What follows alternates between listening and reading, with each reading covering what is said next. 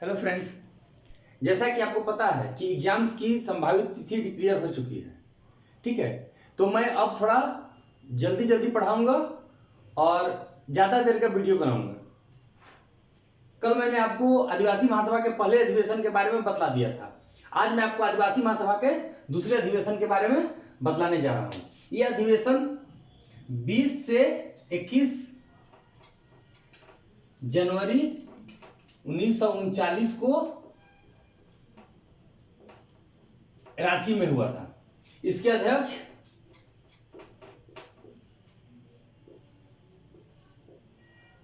जयपाल सिंह मुंडा थे। स्वागत समिति के अध्यक्ष सैमुअल पूर्ति थे। जयपाल सिंह मुंडा को मरांग गोमके की उपाधि दी गई। पृथक गवर्नर प्रांत की मांग रखी गई। छोटा नागपुर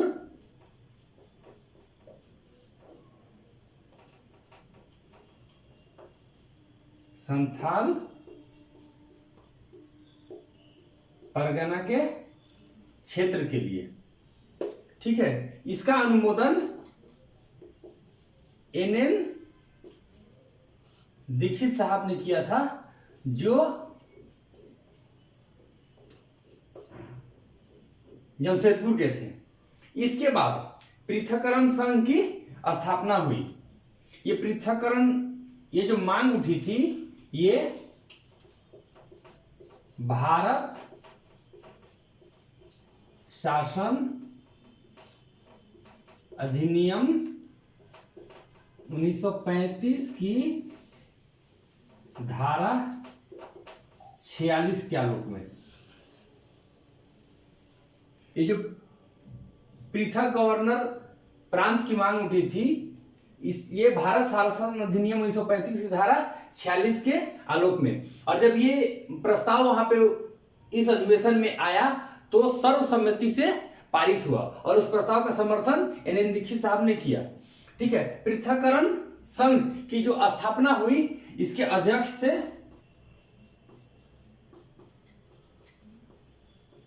देवकी नंदन सिंह। और इस पृथक्करण संघ का कार्य क्या था?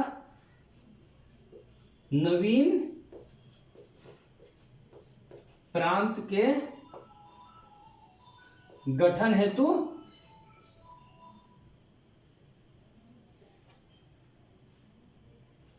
सुझाव देना।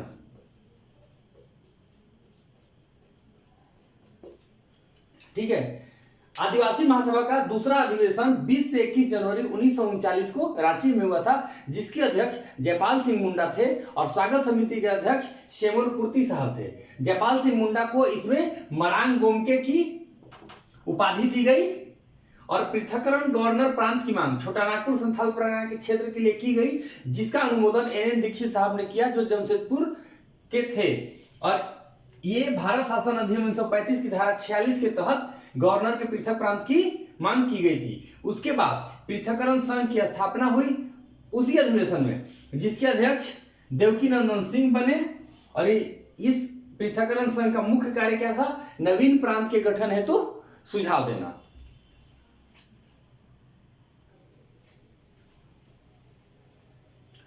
फरवरी 1939 में आदिवासी महासभा के मांग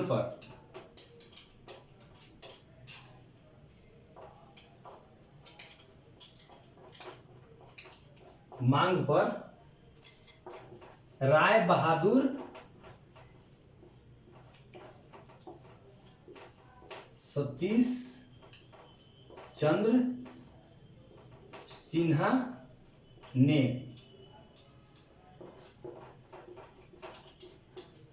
छोटा नागपुर संथाल परगना पृथक प्रांत की मांग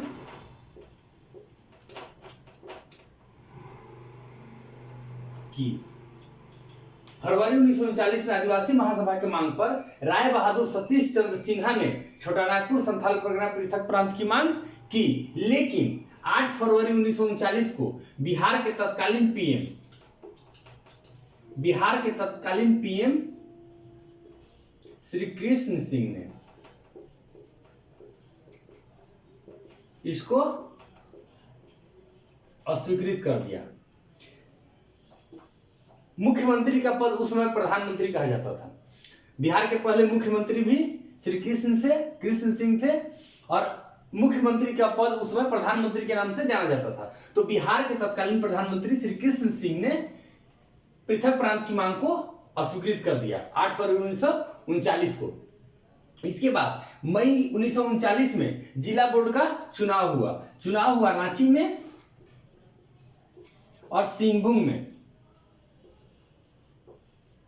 इसमें 25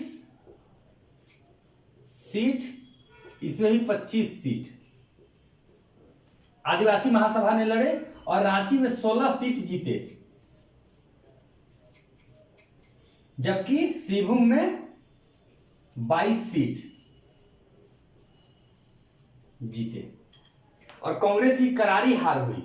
मई 1939 के जिला बोर्ड चुनाव में रांची के 25 में से 16 सीट आदिवासी महासभा ने जीते और सिंहभूम के 25 में से 22 सीट आदिवासी महासभा ने जीते और कांग्रेस की बुरी तरह हार हुई। इस आदिवासी में एवं आदिवासी संगठन एवं आदिवासी नेताओं में फैले इस असंतोष का पता लगाने के लिए कांग्रेस ने डॉक्टर राजेंद्र प्रसाद को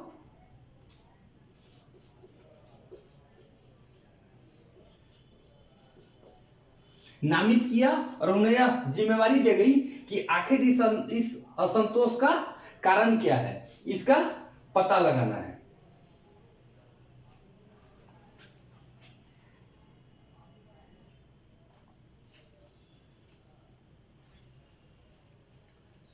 पांच जुलाई 1939 को जयपाल सिंह मुंडा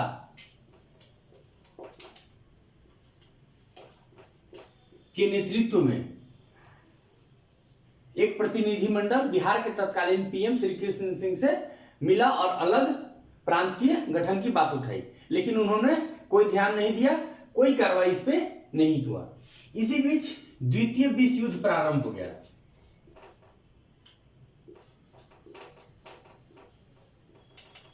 द्वितीय विश्व युद्ध प्रारंभ हुआ। 31 अक्टूबर 1939 को मुक्ति दिवस के रूप में मनाया गया। किसने मनाया? आदिवासी महासभा ने मनाया। 31, ये बहुत इंपॉर्टेंट फैक्ट है, बहुत इंपॉर्टेंट। 31 अक्टूबर 1939 को आदिवासी महासभा ने मुक्ति दिवस मनाया। क्यों मनाया? आदिवासी महासभा के सभी सदस्य बिहार के कांग्रेसी मंत्रिमंडल से, बिहार के कांग्रेसी मंत्रिमंडल से इस्तीफा दे दिए, सामूहिक इस्तीफा दिए और 31 अक्टूबर 1939 को मुक्ति दिवस मनाए। इसके बाद आदिवासी महासभा ने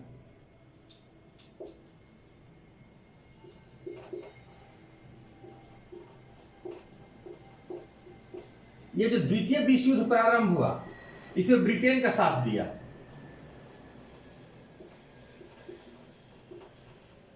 द्वितीय विश्व युद्ध में आदिवासी महासभा ने ब्रिटेन का साथ दिया और सेना में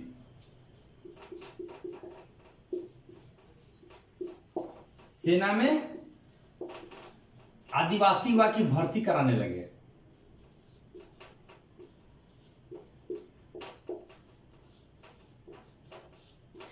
द्वितीय विश्व युद्ध में आदिवासी महासभा ने ब्रिटेन का साथ दिया और सेना में आदिवासी युवाओं की भर्ती कराने लगे। इसका लाभ जयपाल सिंह मुंडा को मिला और रांची का चीफ वार्डन उनको बना दिया गया।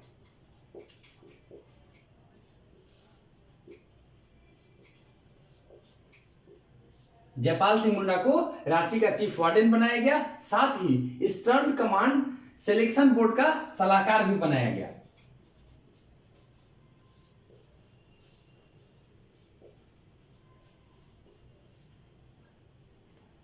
द्वितीय विश्व युद्ध में ब्रिटेन का साथ देने का लाभ रांची का चीफ वार्डन बनाया गया और ईस्टर्न कमांड सिलेक्शन बोर्ड का सलाहकार भी जयपाल सिंह मुंडा को बनाया गया। दिसंबर 1939 में सुभाष चंद्र बोस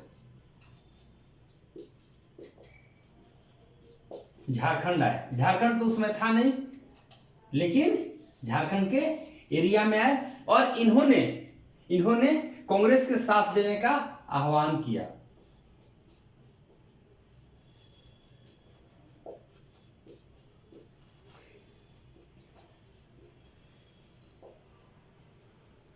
कांग्रेस के साथ देने का आह्वान किया। ठीक है।